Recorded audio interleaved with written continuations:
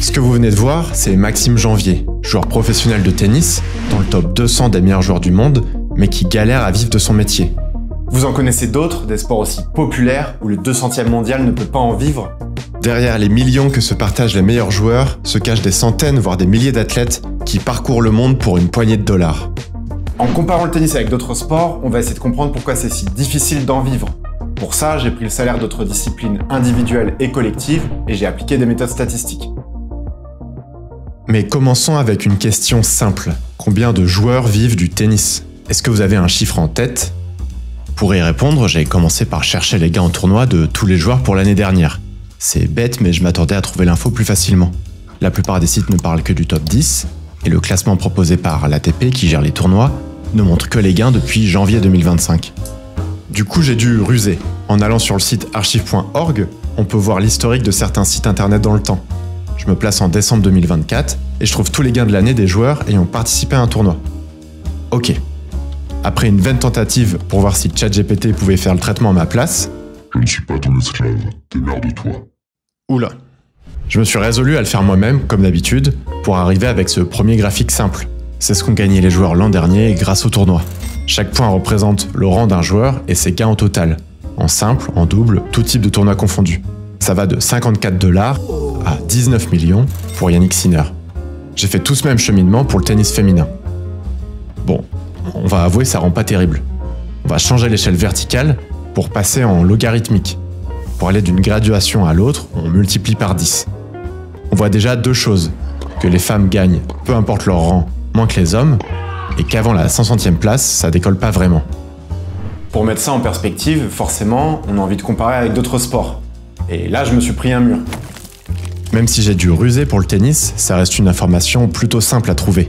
Par essence, les tournois font la promotion des gains qu'ils proposent, et certains portent même le nom du cash prize. Le revenu des joueurs de tennis est donc une information largement publique, voire même politique. Les circuits de tournois masculins et féminins souhaitent montrer que ces sommes augmentent, on en reparle plus loin. Si on se focalise sur les 500 premiers, on peut trouver les gains de la même manière pour le golf, le badminton ou le tennis de table. Même si, curieusement pour ces deux sports, seuls les 100 et 30 premiers sont communiqués. Il y a peut-être une volonté de pas trop en montrer. Bon, déjà, on voit que pour le bad et le ping, les gains en tournoi ne sont pas vraiment comparables. Les mieux payés ont gagné 600 000 et 250 000 $, soit plus de 10 fois moins qu'au tennis. C'est des fonctionnements vraiment différents où l'argent vient essentiellement des clubs et des fédérations. Et n'oubliez pas qu'on est en logarithmique, donc les écarts réels sont 10 fois plus importants que ce qu'on voit. Maintenant, comment le tennis se situe comparé au sport collectif? Pour de nombreux sports, ce que touchent les joueurs ne relève pas de gains de tournoi, mais de salaires rédigés dans des contrats privés. Si parfois les informations fuitent, ça reste au cas par cas et donc difficile de faire une généralité. J'ai trouvé tous les salaires de Première Ligue au foot parce que des gens compilent ces infos et font des estimations pour combler les trous. Mais pas moyen de trouver les listes complètes pour le volley, le hand, le rugby ou le cyclisme, en dehors des 10 joueurs les plus emblématiques à chaque fois. Antoine, je t'aime. Là où c'est plus facile, c'est pour les sports américains où des sites de référence publient tous les salaires. Cette visibilité de salaire s'expliquerait pour des raisons culturelles, mais aussi par la puissance des syndicats de joueurs qui poussent à la transparence. Oui, ça peut paraître surprenant. Quand on représente ces ligues dans notre classement des salaires, on voit tout de suite qu'on ne joue pas dans la même cour. Et oui, les gains d'Yannick Sinner, qui rappelons-le est le joueur de tennis ayant gagné le plus d'argent l'an dernier, dans un des sports les plus populaires au monde, le deuxième sport avec le plus de licenciés en France, ne serait que le 88e mieux payé de la NBA, le 95e en NFL. On va revenir sur les autres sports plus tard, mais pour l'instant, concentrons-nous sur le tennis. On voit que les 100 premiers ont gagné plus de 800 000 $, ça retombe à 62 000 ou plus pour les 400 premiers. Vu comme ça, c'est inférieur à plein d'autres sports, mais ça reste de belles sommes. Mais vous êtes peut-être familier avec le concept de taxes et d'impôts. En fonction du pays où se déroule le tournoi, des taxes sont à payer au pays organisateur. Ça peut atteindre 46% des gains en Australie par exemple. Le joueur youtubeur Jules Marie l'explique dans sa vidéo. Quand on reçoit notre prize money, par exemple 1 000 €, par exemple si je joue en Italie, j'ai 30% d'impôts directement pris à la source, donc je gagne pas 1 000 €, mais en réalité je gagne moins. A l'inverse, pour attirer des joueurs, ce taux de prélèvement peut descendre à 0%, dans les Émirats par exemple. Ça c'est ce que le pays organisateur prend, puis il faut aussi payer les impôts chez soi. les cotisations sociales, les impôts sur le revenu. Et là, pour le coup, ça va vraiment dépendre du lieu de résidence du joueur et de sa nationalité. En France, pour faire très simple, on peut déduire en plus 35%, c'est au total environ 50% qu'il faut déduire des prize money. Comme je l'ai dit, ce total n'est pas uniforme en fonction des pays. Du coup, généralement, pour payer moins d'impôts, de nombreux joueurs changent de lieu de résidence pour aller vivre à Monaco, en Suisse ou à Dubaï. C'est un sujet qui avait fait bien polémique il y a 10 ans environ, quand le grand public avait appris qu'une partie des joueurs français vivaient en Suisse. Et c'est toujours le cas. C'est vraiment pas spécifique à la France, une grande partie du top 100 se délocalise pour payer moins d'impôts, sauf les Américains qui payent des impôts de par leur nationalité. On observe aussi ce phénomène dans de nombreux sports non collectifs, comme en cyclisme ou en Formule 1. Bon, si on s'arrête là, même en appliquant ce ratio un peu bête de 50%, on arrive à 437 joueurs et 360 joueuses qui vivent au-dessus du revenu médian français. On se rapproche, mais on vérifie pas encore ce que j'ai pu lire à de nombreux endroits. Les 150 premiers joueurs vivraient très confortablement, les 150 suivants seraient à l'équilibre, et derrière, les joueurs perdraient de l'argent. Mais c'est parce qu'on a fait que la moitié de la démarche. Les gains en tournoi ne sont pas les seuls moyens de gagner de l'argent, il y a évidemment les sponsors pour les plus gros joueurs, mais il faut surtout parler de l'argent dépensé, entre les voyages, le matos et les salaires. Vous allez voir, il ne reste plus grand-chose. Pour commencer, je vais revenir brièvement sur la structure des compétitions pour ceux qui ne connaissent pas. Tous les joueurs ne participent pas au même tournoi, les 100 meilleurs sont qualifiés pour les grands chelem et peuvent participer au tournoi du circuit principal. À partir de la 100e place, il y a un circuit secondaire, et plus loin, un 3e circuit pour les joueurs moins bien classés. Plus le tournoi est important, plus le prize money est élevé, et plus on peut gagner des points qui déterminent le classement. C'est un cercle vertueux, ou vicieux, c'est selon. Plus vous êtes haut, plus vous avez de chances de rester au top, car les possibilités de gagner des points sont importantes. Plus vous êtes bas, plus il va être difficile de gagner le moindre point, voire le moindre euro. En plus d'avoir des cash prizes plus importants, les tournois des premiers circuits logent et nourrissent les joueurs. C'est pas le cas pour les tournois futurs, où là c'est vraiment la survie. Au final, cela rend ces tournois pas du tout rentables. Pour parler concrètement, on va prendre le cas d'un joueur qui est vers le rang 300. Pour chaque tournoi, il a donc ses frais d'hébergement, de voyage, etc. J'ai lu beaucoup de témoignages de joueurs, et globalement ça revient à une moyenne de 1000 à 2000 $ par tournoi, soit 45 000 $ par an en arrondissant. On a ensuite l'équipement, les chaussures, les balles, les maillots et surtout le cordage. Certains joueurs se font aider par des marques ou des clubs, mais ça reste élevé, entre 2000 et 15 000 $ par an. Enfin, un dernier poste de dépense, l'équipe autour du joueur. Et de ce que j'ai pu lire, c'est vraiment la variable d'ajustement.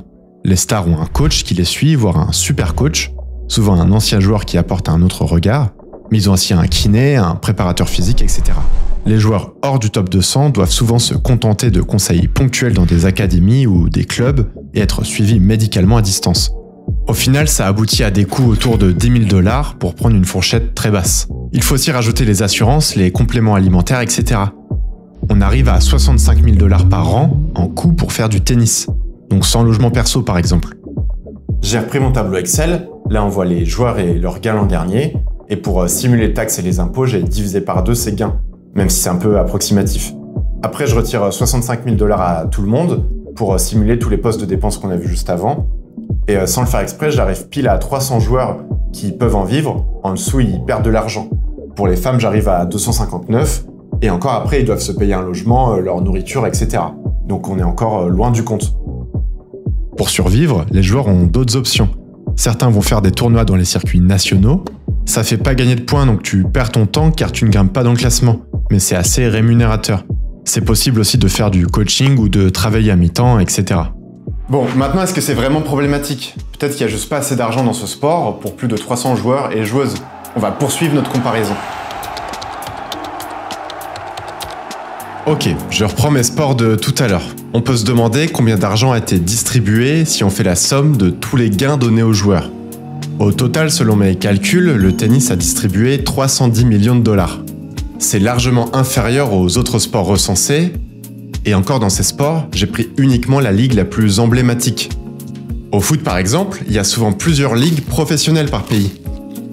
Première conclusion, il y a bien moins d'argent au tennis en général que dans les autres sports. C'est intéressant, mais c'est comme comparer les USA et la Norvège. On sait évidemment qu'il y a plus d'argent dans l'un des deux pays, mais ça ne nous dit pas comment sont réparties les richesses entre les individus dans ce pays. Spoiler pour ceux qui ont fait de la géographie ou de la SES, on va calculer les indices de Gini. Concrètement, même s'il y a moins d'argent dans le tennis, est-ce que le sport distribue de manière plus équitable le total de l'argent comparé aux autres disciplines? Alors faut que je vous explique un peu comment j'ai procédé. Prenons un échantillon de 10 personnes. Dans une société parfaitement égalitaire, chaque personne va avoir le même salaire. C'est ce qu'on peut représenter avec ce graphique qui montre les revenus cumulés des individus. La première personne touche 10% du total, et dans cette situation égalitaire, c'est aussi le cas des suivants. Puis on va accumuler les gains en reportant à chaque fois les salaires des individus sur ceux du suivant. Et au final, si on relie les points, on obtient une droite à 45 degrés. Ça sera notre droite de référence pour la suite. Maintenant, dans une société inégalitaire, la première personne touche peut-être 1% du total, la seconde 3%, etc. On refait notre système d'accumulation et on obtient une courbe beaucoup plus creusée. Plus l'écart à notre courbe de référence est important, plus la situation est inégalitaire. Ça s'appelle une courbe de Lorenz. Voici la courbe de revenus des USA, de la Norvège ou encore de la France.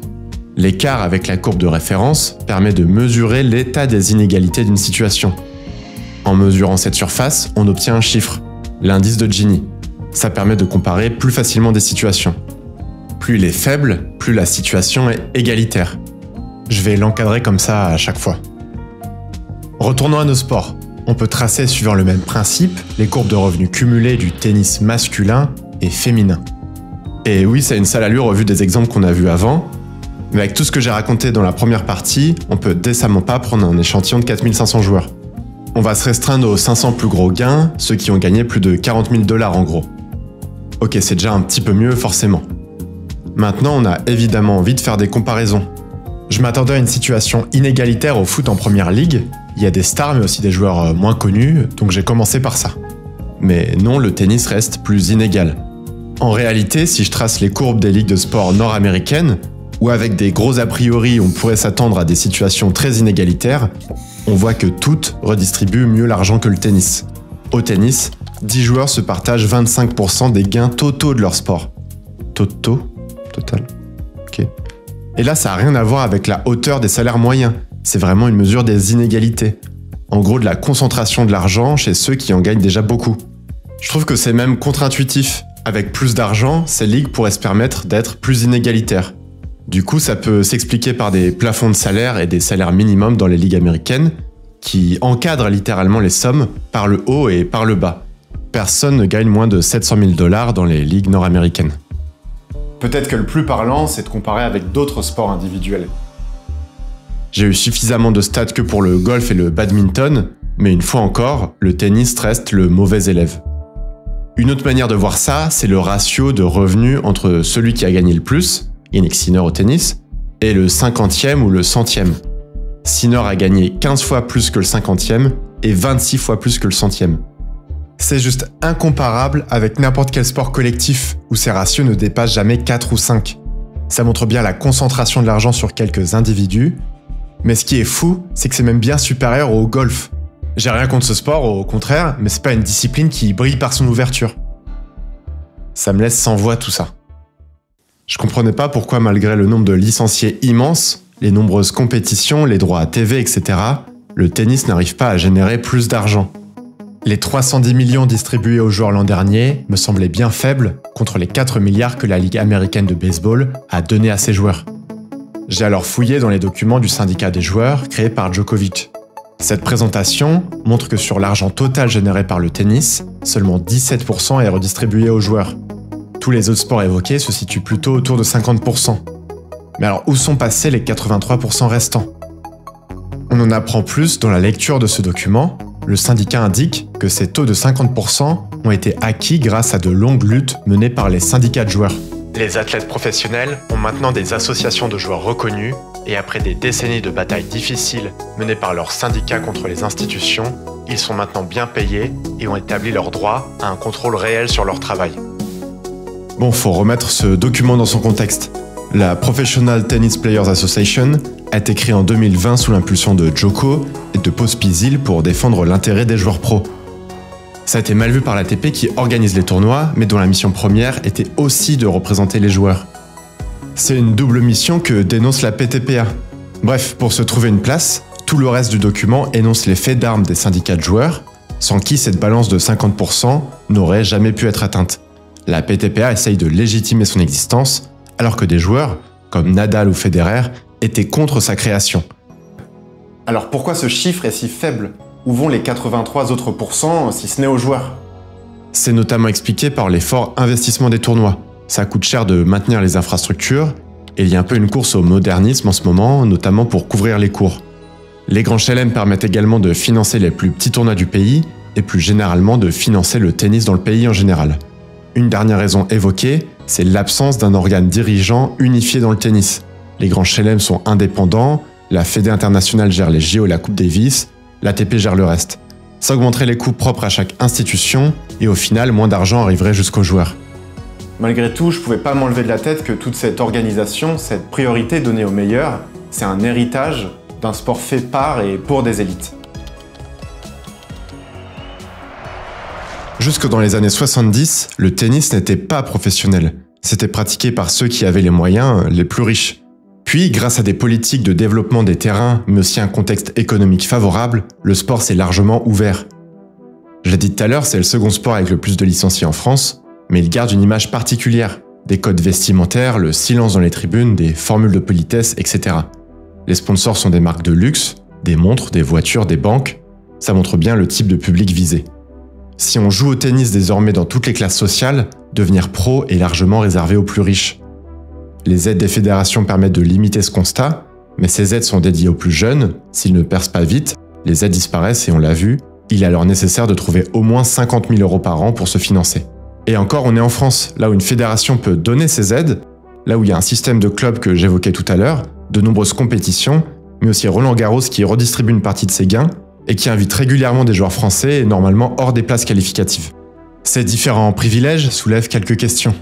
En 2020, Dominic Thiem refusait de contribuer à un fonds de soutien pour les joueurs hors du top 100 pendant le Covid, car, je cite, « Aucun des joueurs mal classés ne lutte pour survivre. Beaucoup ne sont pas très professionnels. » Il a ajouté plus tard qu'il estimait que d'autres causes valent aussi son intérêt. Cette sortie a suscité néanmoins beaucoup de réactions, notamment d'Inès Hibou, classée à la 620e place à ce moment, qui énumérait les désavantages de ne pas venir d'un pays riche. Pas d'aide de fédération, peu d'infrastructures, pas de tournois chez les jeunes pour s'améliorer, pas de coach de haut niveau, des visas à payer pour voyager, de l'argent parfois détourné.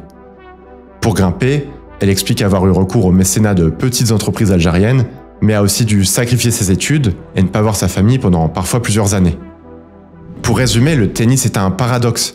Il est nécessaire d'avoir de l'argent pour avoir un coach, une équipe autour de soi, mais pour avoir de l'argent, il faut être dans ce top 100, ce qui est presque impossible à atteindre sans être entouré. Le manque d'argent peut pousser les joueurs les plus fragiles vers d'autres moyens pour s'en sortir. Comme il est possible de parier même sur des petits matchs, ces joueurs sont souvent approchés pour trafiquer les résultats d'un match sans que ça se voit trop. On peut aussi évoquer l'écart entre les hommes et les femmes. Le tennis est sûrement le sport qui met le plus en avant des joueuses. Des progrès ont été faits notamment dans les grands chelem, où hommes et femmes gagnent autant. Mais hors de ces tournois, les écarts restent énormes. Cette concentration de richesse vers une minorité de joueurs se justifierait car l'attention du public serait elle-même concentrée. Durant le règne de Nadal, Federer et Djoko, est-ce qu'au final 90% des victoires dans les grands tournois, mais aussi de l'attention du public, ne leur étaient pas dédiées ? C'est peut-être une vision un peu simple, ça diminue l'importance du rôle joué par tous leurs adversaires durant leur carrière. Face à ces constats, des choses bougent. Il y a désormais une protection au classement pour les joueurs blessés, un revenu minimum a été mis en place pour le top 250. Le 251 doit bien avoir les boules. Chaque année, les prize money des tournois augmentent progressivement. Mais toutes ces avancées sont jugées trop faibles par les joueurs, notamment via la PTPA. Pour eux, ça n'irait vraiment pas assez loin et le système devrait être revu en profondeur. Honnêtement, j'ai l'impression que le tennis a tendance à se battre contre lui-même plutôt que de regarder ce qu'il est en train de perdre, avec l'émergence d'autres sports et le découragement de certains de ses joueurs. Voilà pour cette vidéo, j'espère que ça vous a plu. Pensez à vous abonner, à liker, à laisser un commentaire pour nourrir les débats. J'hésite encore dans les formats entre ce format dédié sur un sport et des vidéos où vraiment je mélange tout. N'hésitez pas à me faire un retour dans les commentaires. En tout cas, à très vite.